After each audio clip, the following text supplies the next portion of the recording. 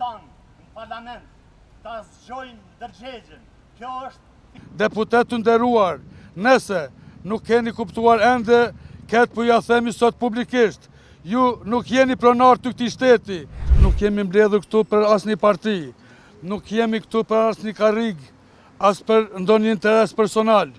Jemi këtu për një të vërtetë të madhe që po hesht për Kosovën, që po mbahet peng, që nga zgjedhja e fundit populli ka heshtur dhe ka pritur që deputetët ta nisin punën, ka pritur që institucionet të formohen, ka pritur që të dëgjohet zëri i qytetarit.